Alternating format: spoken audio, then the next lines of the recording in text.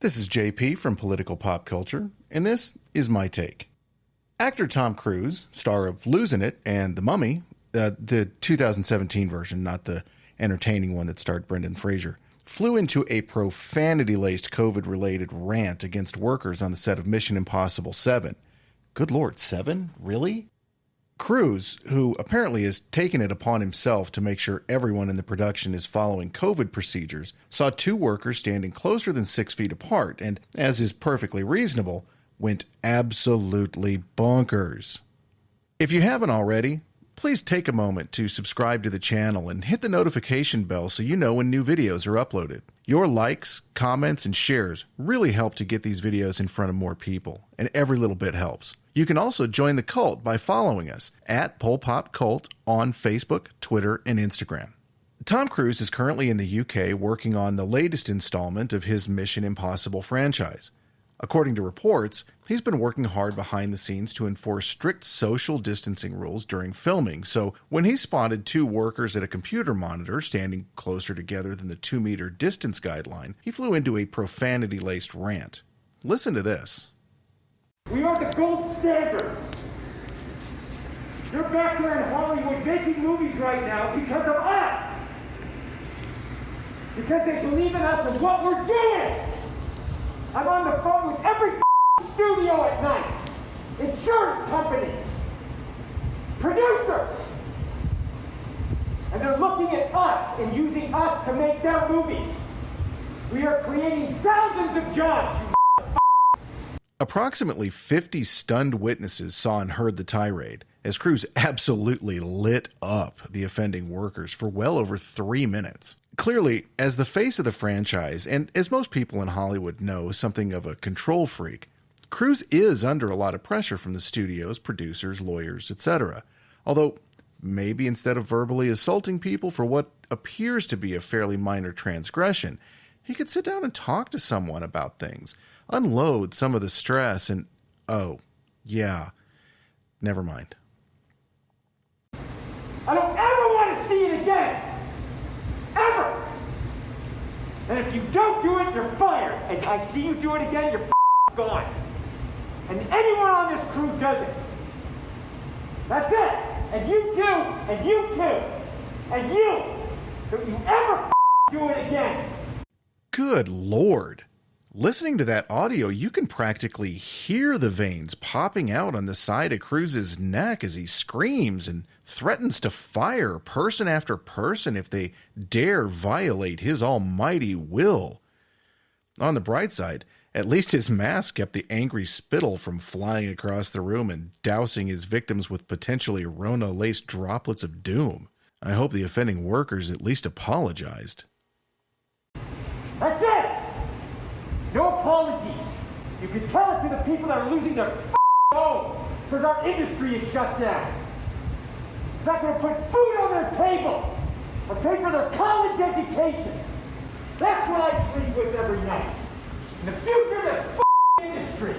So I'm sorry, I'm beyond your apologies. I have told you, and now I want it. And if you don't do it, you're out. Scratch that. Sounds like Tom didn't want to hear their apologies. Hey, I get it. People in the entertainment industry, just like people from all walks of life, are really suffering right now. I'm all for people following safety procedures that their employers set down, but I do think it may be a little extreme to lay all of that on a couple of guys who are really only guilty of being a little too close together. We are not shutting this movie down! Is it understood? If I see it again, you're gone, and so are you. So you're going to cost him his job. And I see it on the set, you're gone. And you're gone. That's it. Am I clear? Do you understand what I want? Do you understand the responsibility that you have? At this point, I half expected Tom Cruise to whip out his credit card so he could summon Xenu, dictator of the Galactic Confederacy, so he could come toss these guys from his DC-like spacecraft into a volcano or something. Seriously, though. At what point are you just berating subordinates for your own amusement, Tom? Again, you're the star, you're the poster boy, but you should also be the example you want people to follow. I have been an employer most of my life, and I have never felt the need to scream at someone, much less to do so in front of an audience.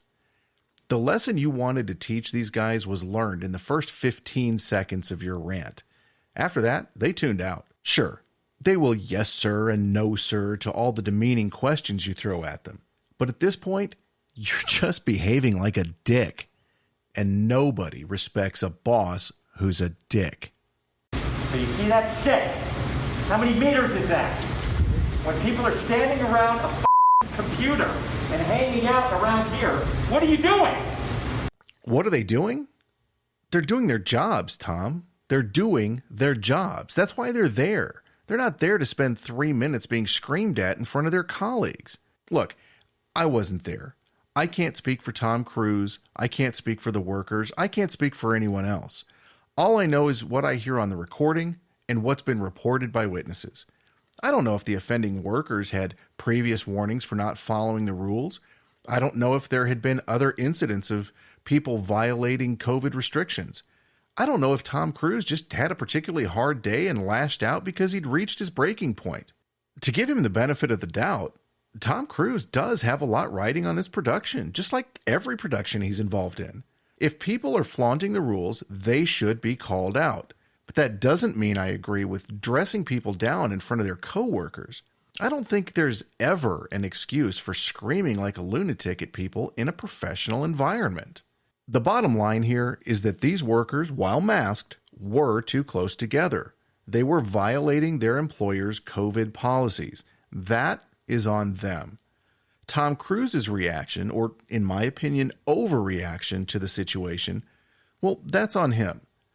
I'd like to think that I would have handled it differently, but then I've never been the face of a production with a budget over $100 million either.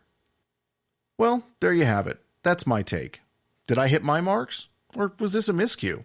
Let me know in the comments. Thanks for watching.